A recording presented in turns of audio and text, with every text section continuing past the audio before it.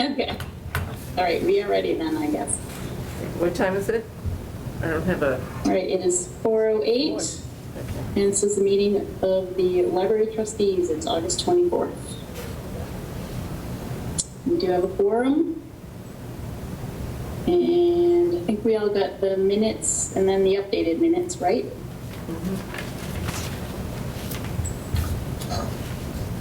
Any questions or comments on the minutes in June?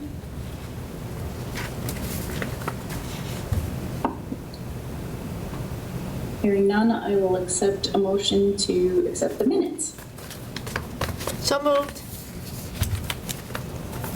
Second? Second. All those in favor? Aye. Aye. Aye. Okay, minutes are accepted. Moving on to financial report.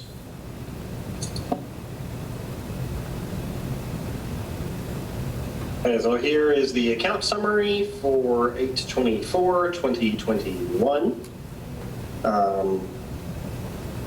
Not much has happened yet in the fiscal year, so we haven't spent a lot of money. We haven't taken in a lot of money. We've taken in $1,479 in building donations, $25 in fines, $34 in regular donations, and of course $263,000 from our municipal tax appropriation. And we've spent some on books, salaries, wages, repairs and maintenance. We've gotten our mini splits serviced. We've had one electric bill we've paid so far. That's pretty much it. DW Mars. Any questions on that? Yeah, how come you have, this piece of paper, it ran out on the bottom, but you have circulating materials under special and under general. Special comes from a trustee account. And let me see, I'm looking at that too, and I'm wondering if I have miscalculated, but I'm running upstairs to look at my ledgers.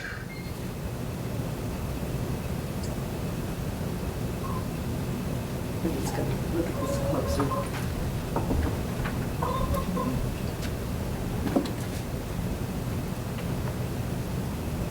See, not under general, under special.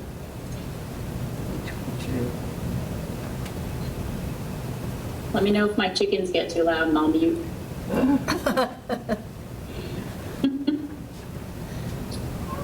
I could hear them. They can talk to Nick's chicken. They always like to gather around for Zoom meetings. Yeah, that is, that's me clicking on the wrong button. Those should be in under the general circulating expenditures, not the special. So under general, so add it to the 230535?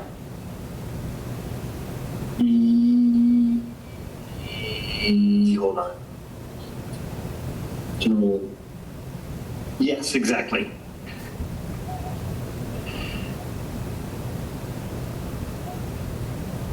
Need to make this column bigger.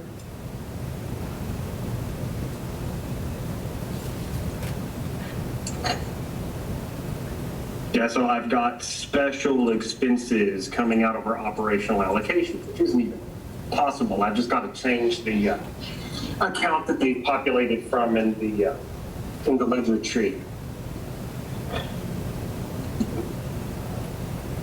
Because I haven't spent any special money. Special money. Special money. And what is the consultants for electricity? The $12.93. Oh, that's our electric bill from National Grid. The electrical bills work funny because we get a bill from National Grid, but we don't pay all of it until we know exactly what's going to be offset by the town's generation contract with Con Edison Development because the town, there's a solar farm, and depending on how the how sunny it is, and then we get a kickback for electricity use, which the library is part of. So that's basically our electric bill to National Grid for the month of July. But whenever the Con Edison credit rolls back, we'll owe them a little bit of money. So like we end up paying 2 smaller electric bills. That Gene does all the math. I don't even know. It's weird, but it ends up being cheaper.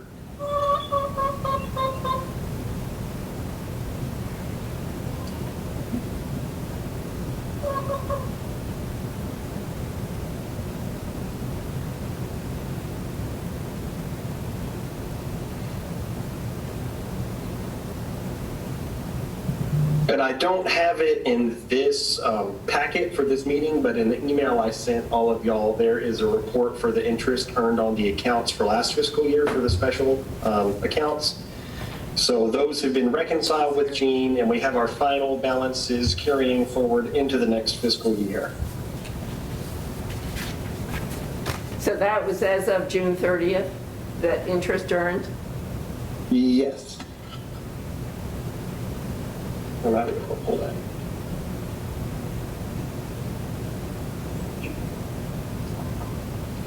Yep, there it is. So the building donations with interest earns $27.88 for the year. The RS Douglas expendable account earns $205.09 of interest, and the trust fund earns $3.34 of interest. So those carry forward balances are like the official reconciled with Gene, what we started FY22 with on July 1st. I don't have a calculator with me and my brain's not working that well. How much is a percentage for, what does the 2788 represent for a percentage of the capital? I have no idea because it was earned throughout the year and the account wasn't at that full balance throughout the year because it started only at 7,454. And we earned the 17,000 throughout the course of the year. So that would, I don't know how to do that math. Okay. So if you took. I'm sure Jean would know if I asked her what the account earns. It looks like 1% of 25,000 The interest rate was for most of the year. is Or one less. Yeah, but we have it in a high paying or a higher paying interest thing because otherwise why bother? That's the whole point. I don't get this.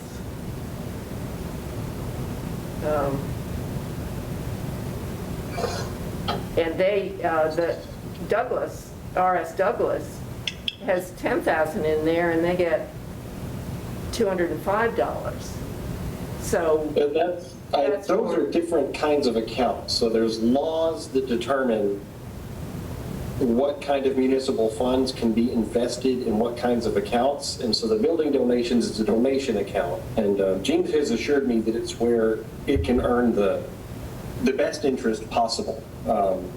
And RS Douglas is different because that's being earned on a non-expendable trust, which is a different kind of account. And she directed me to read Mass General Law, Part 1, Title 7, Chapter 44, Sections 54 through 55C. I want to write that down, so could you slow that down? I'll read this type of stuff. So what is it again? Chapter 1? It's in an email I sent you earlier today at 12:26. Oh, okay. Then I haven't read it, obviously.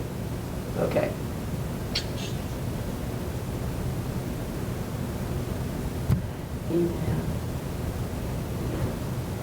But basically, because the RS Douglas is a frozen trust account, which can never be spent, it gets to go into, a type of investment portfolio that earns, this awesome interest rate. Whereas since the donations are donations, they have to remain in a more accessible type of account, and the interest rates right now are pretty crappy. Okay, I know there are 3 different accounts in town. One is Unibank, that's the yucky one that we could get if we had it all in Unibank right now. That's less than 1%. It's like 0.5%, if that. And then there is the Mass Municipal, MMA account. And my experience with that account in the past, you could put stuff that doesn't have a bottom line like the Douglas account. And the third account that we have is that one that we talked to the guys and they said that we could do it, but apparently we can't. So that's where I'll be interested in reading the email which cites the law. I'll read the law and see what's there. But so I'm hoping we get at least the Mass Municipal Association. It might not be called that. I don't know what it's called. But Yeah, it is. It's the Mass Municipal MMA. Yeah. And that is where the building donations with interest are deposited. Okay. Can you find out from Jean how much interest, or is that in the memo that you sent us? How much interest? It's not. I don't know precisely what it is. I think it fluctuates because, she was saying that the interest rates right now are low, whereas in the past they've been high. So I don't know if it's a variable. It might be variable.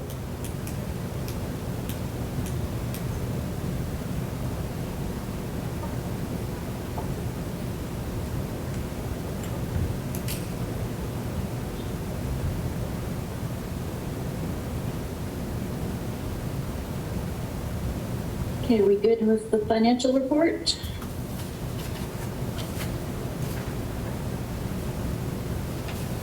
So director's report is next. So circulation is better than 2020 still for the month of July, but not as great as, pre-pandemic. I've started tracking the door count again. It was almost 1,500 in July.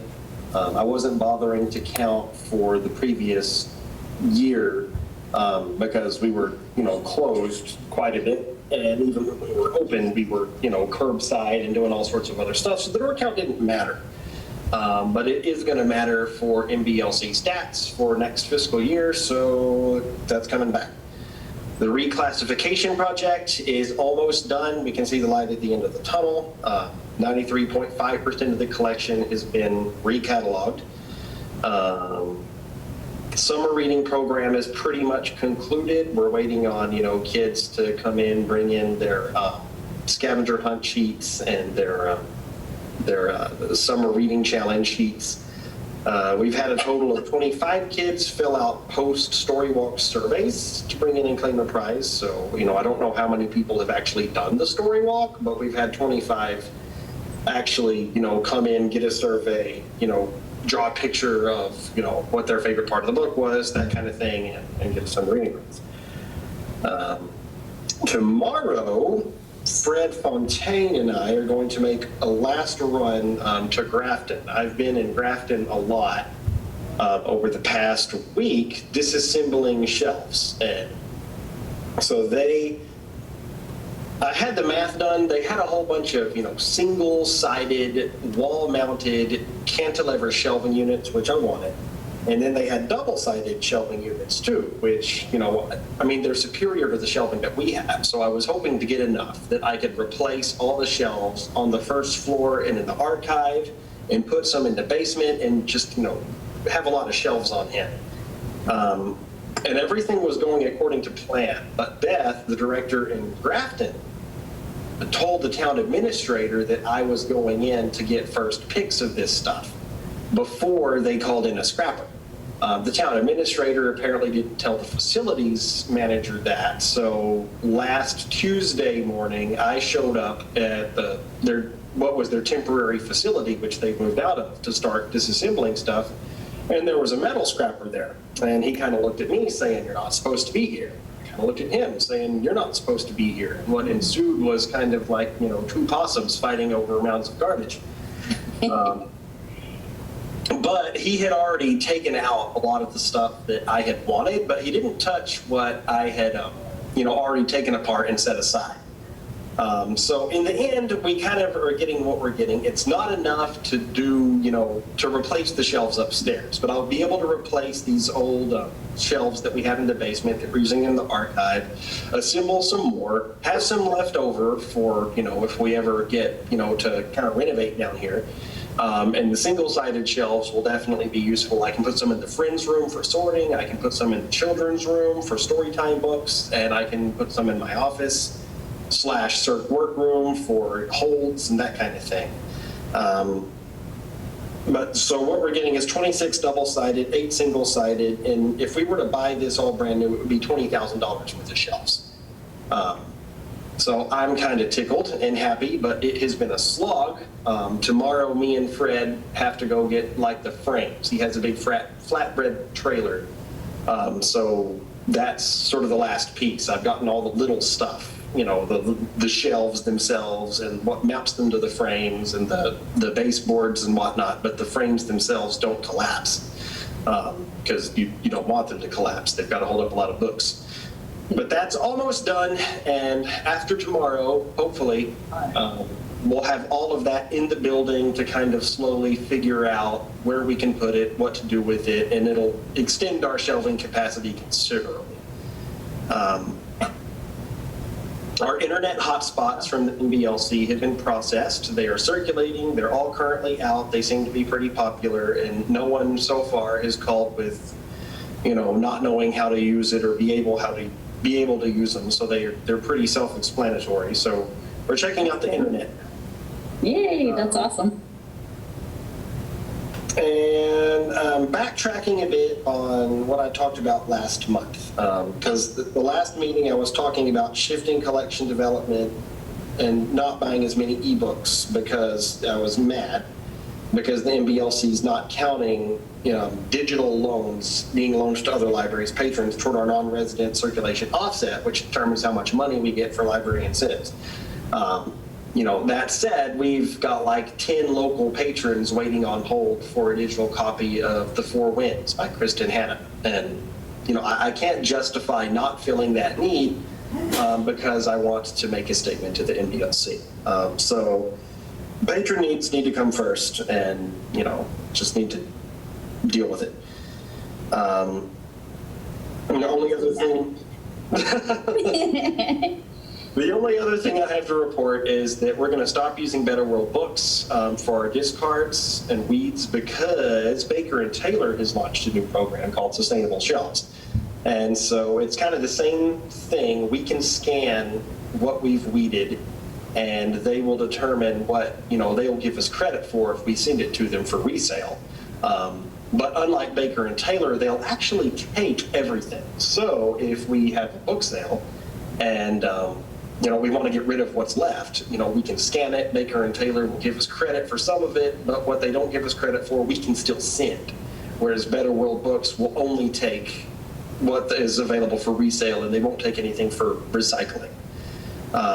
So, it's a better program. The compensation is better, and, Baker and Taylor content credit is a lot more useful to us than Better World Books credit. We've built up a lot of Better World Books credit over the years, but I haven't found a really good way to spend it.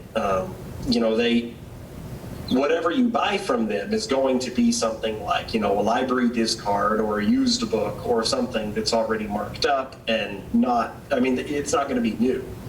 And, anytime I've actually logged into Better World Books to buy something for a patron that was obscure, that I didn't want to buy brand new or was out of print, it hasn't been available. So Baker and Taylor content, which we can use to buy brand new stuff, will be a lot more useful. And what is the Baker and Taylor program called again? Sustainable Shelves.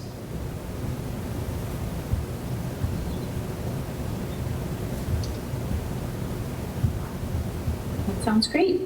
And that's all for my report.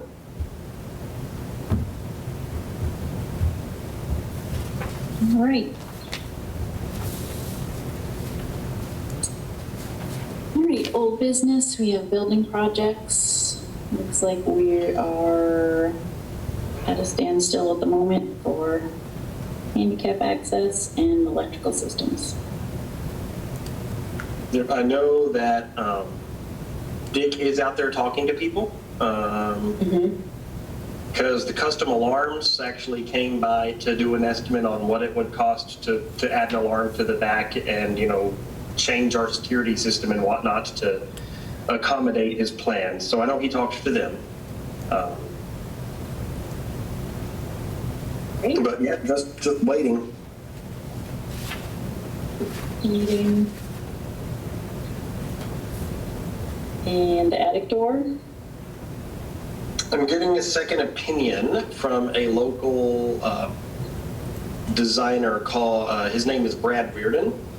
He hasn't come in to look at it yet, but I've reached out to him. He said he would be willing to come in, look at the attic door, and, you know, see if it's something he could take on, since, you know, Brian LaValle, we haven't really made any progress there. Great.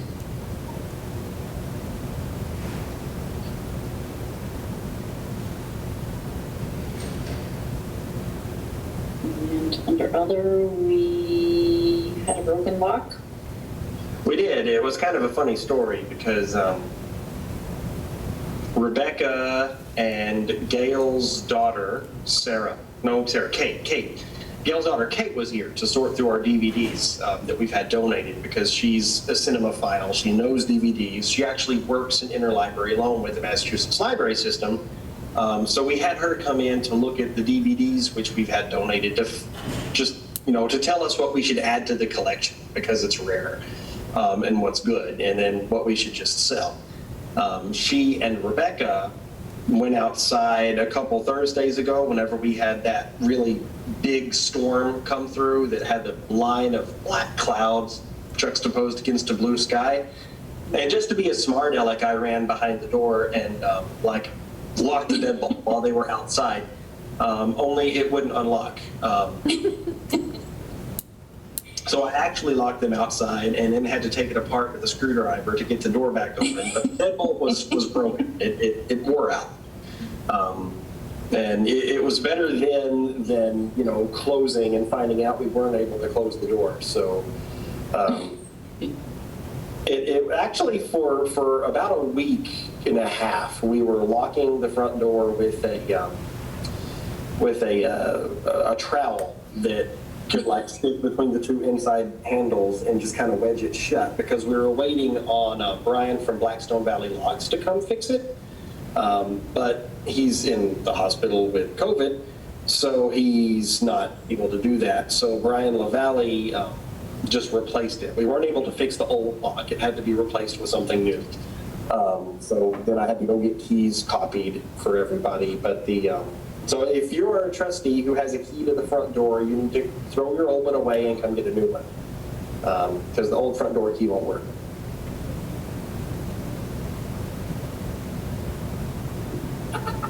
Great.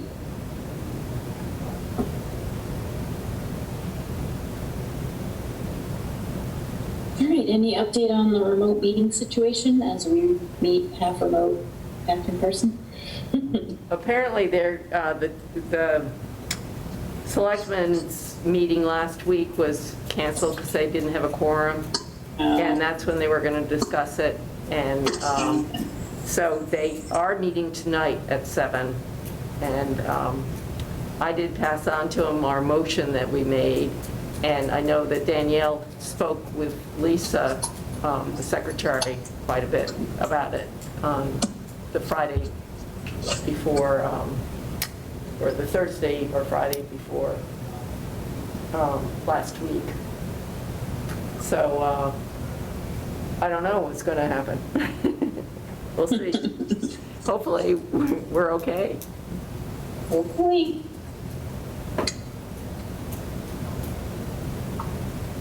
All right, moving on to grants and the capital campaign.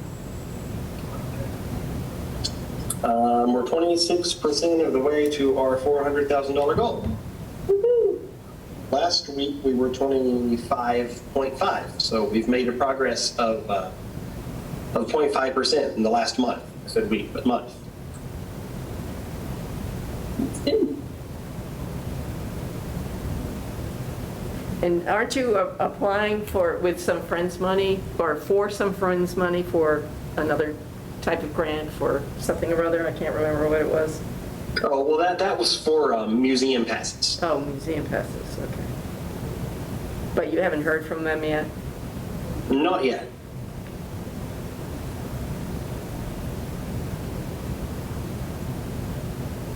We'll see, because technically adding things to collections is not an eligible use of that grant. But, you know, if you consider museum passes a service rather than a collection, I'm hoping it'll fly. Because it's part of like the mass humanities is offering grants to nonprofits post-COVID to sort of rebuild audiences and things. And they said that libraries are welcome to apply through their nonprofit friends organizations. And then they proceeded to, you know, list expenses that would not qualify for the grant. And it was pretty much everything I would have asked for. Of course.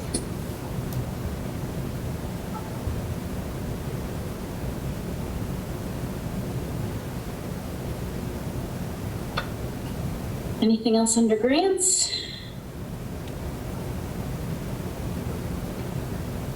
The LRP update looks fun. Yeah. One of the things is just take opportunities as they come. And, you know, we're getting about $20,000 worth of shelves for free. Maybe that should be our new tagline. Opportunistic possums. That could be our mascot.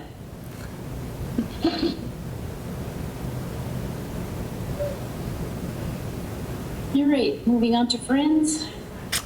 The Friends had a meeting last Saturday, and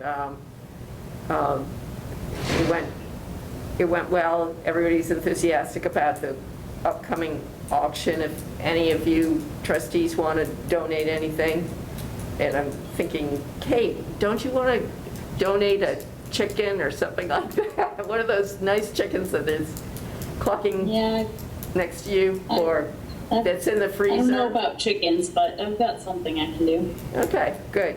I But, can look into that. yeah. It's been on my list that I haven't gotten to.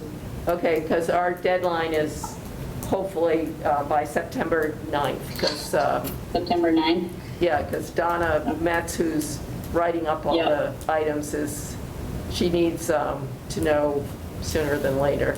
She's entering into a busy time for herself, so she's not going to be around too much close to that auction time. And one person that's been very helpful is this woman named Joanne, and she's, I was telling her how last month we had Dick come to our meeting, and how he had suggested contacting a local vendor for, you know, grants, not grants, but it would be providing us with profits from their sales. So at the meeting, I couldn't remember what group it was, so I said it was Dunkin' Donuts because it began with D, and it was actually Dairy Queen. And That's right, yeah, it was Dairy Queen, yeah. so, and I had looked it up, and Dairy Queen, and they're located, I think their headquarters are, I looked in Milford specifically, and then it says community, and so I clicked on community, and it says we do help our community members and stuff like that. And then it sort of led me over to Minnesota, where their headquarters are. So I just got frustrated with all of that. Well, Joanne said she would call Dunkin' Donuts for me. Oh. But then I wrote to her and I said, oh, wrong fast food place, you know, it was Dairy Queen. So she's contacting both of them. She was going to do that this week and see what she can do there.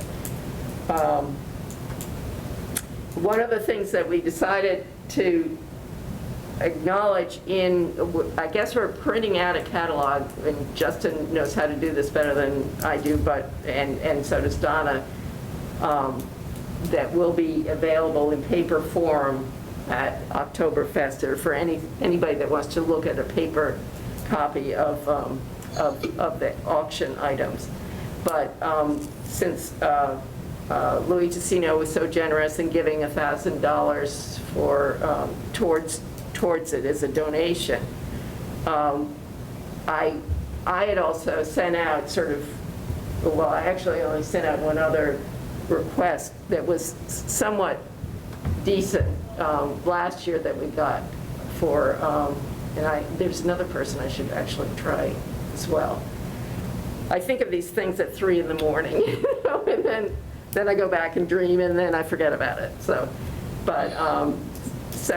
hopefully we'll get cash. We're going to acknowledge in the list that thanks to GBI and Louis Tessino for donating the $1,000 towards the auction, and whatever other big, contributions that we might get, we'll also acknowledge in the auction list.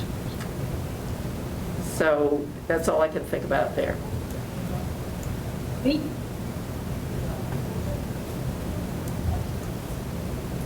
All right, any other old business? Any new business? I didn't, but I do now. We have $31,647 in our library grants account, and $13,722 is reserved for our renovation, which still leaves, just off the top of my head, like $17,000 in there. I would like the trustees' approval to spend about $1,200 of that on computers, including Deb needs a new computer. Hers is aging out. And we need a new laptop. We need a laptop that works so that I'm not zooming in from my phone. The laptop we have right now was donated by Rebecca. We bought a battery to put in it, which is the problem, but it's an HP that's kind of old, and we need a good laptop to be able to sort of cart around different places, do Zoom, inventory the collection remotely, and that kind of thing.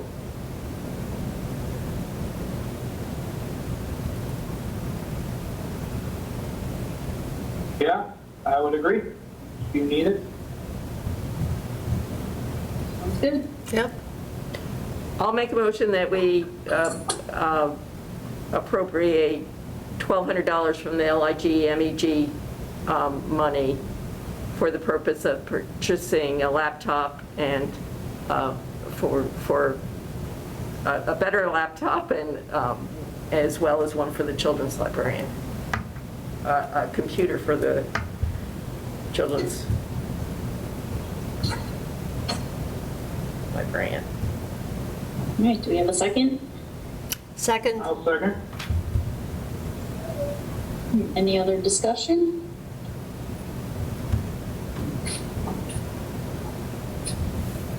Hearing none, all those in favor? Aye. Aye. Aye. Aye. Any opposed? All right, there you go. Thank you. Go buy new computers. I'll probably build one because I can get parts cheap, put them together, and I enjoy doing it. Sounds fun.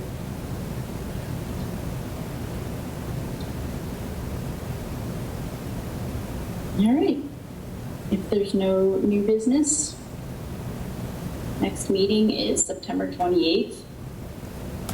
I'm not ready for September yet. I know. You can pick apples at the farm now. It's already that time of year. Wow. Yeah, there's definitely a lot of them fell in the storm, but we still got a bunch. Yeah. Are the story walk signs out there good? Yeah, they survived real well. Oh, awesome. That's good. Oh, yeah. half my corn fell over. In the storm this weekend? I think so. I mean, we came back, we were away, and it was half bent over.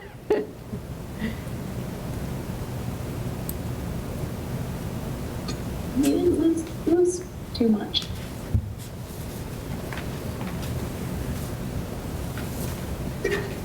So are we still good with meeting at 4 PM? I am. Yes? It's good for me.